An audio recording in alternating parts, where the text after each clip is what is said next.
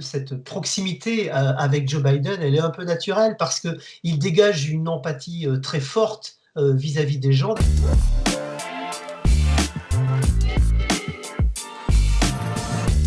The issue is the American people should speak. You should go out and vote.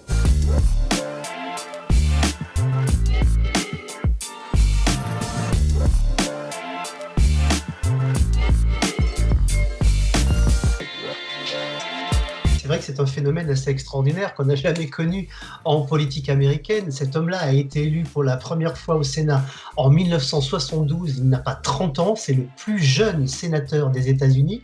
Et pourtant, quand on regarde au bout de 47 ans de carrière, eh bien, les Américains savent très très peu de choses de lui. Ils connaissent quelques drames qu'ils ont lus effectivement dans un magazine qui traînait chez le coiffeur ou chez le dentiste, mais c'est à peu près tout ce qu'ils savent de lui. Et pourtant, il a été tour à tour président de la puissante commission judiciaire du Sénat, celle qui vient de confirmer Amy Coney Barrett, donc vous vous rendez compte du poids d'une telle commission. Puis il a réussi à atteindre même celle des affaires étrangères, qui est la plus recherchée au Sénat, et il a même été vice-président aux États-Unis, et entre-temps, il s'est quand même présenté 2 fois à la présidentielle.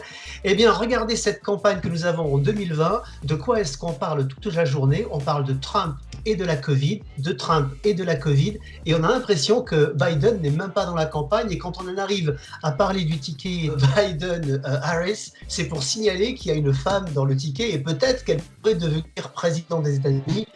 C'est vrai que Joe Biden est toujours resté dans l'ombre, et en réalité, il en a fait une force parce qu'il a estimé qu'en restant dans l'ombre, il était beaucoup plus efficace, et qu'après tout, certains voulaient prendre la lumière, et bien il est laissé prendre la lumière, et que lui essayait plutôt d'agir à travers des réseaux et à travers la puissance du Sénat qui lui permettait d'agir directement sur les lois et donc de faire bouger la vie des Américains.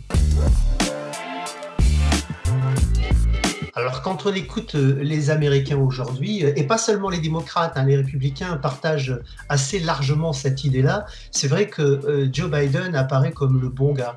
C'est Joe. Et d'ailleurs, Donald Trump, pendant le dernier débat, vous l'avez entendu, n'a pas cessé de l'appeler Joe, alors que Joe Biden l'appelait Monsieur le Président. Et c'est vrai que cette proximité avec Joe Biden, elle est un peu naturelle parce qu'il dégage une empathie très forte vis-à-vis des gens. D'abord, il a une qualité que très peu d'hommes politiques possèdent, c'est qu'il écoute, qu'il sait écouter, et donc il se met à la portée des gens.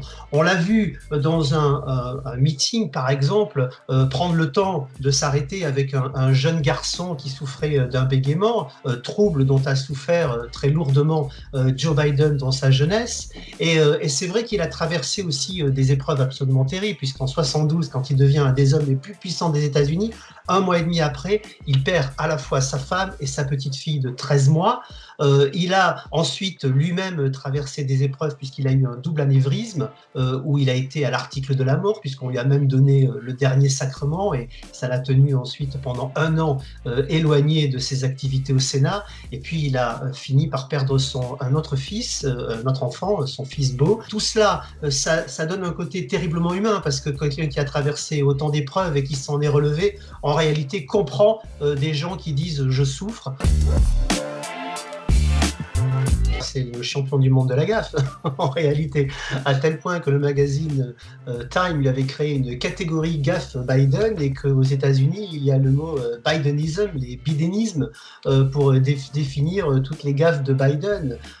Alors, toutes celles qui circulent sur les réseaux sociaux ne sont pas vraies, parce qu'il y a tellement de gaffes chez Biden qu'on finit par en inventer d'autres. Et les humoristes même s'en donnent à cœur joie. Biden est quand même un très bon client, et il faut le dire, ça fait rire beaucoup de monde. Et vous savez, quand vous avez attiré le rire de votre côté, vous avez fait une bonne partie du chemin et gagné une bonne partie des électeurs, parce que quand il y a une vraie gaffe qui pourrait être mortelle pour certains autres hommes politiques, eh bien, aux États-Unis, on dit bon, c'est Biden, et ça passe comme une lettre à la poste. On l'a vu dans cette campagne où Trump a essayé de monter en épingle des vraies gaffes de Biden, comme celle que vous citez, où effectivement il confond Donald et George, mais tout ça, ça reste du républicain.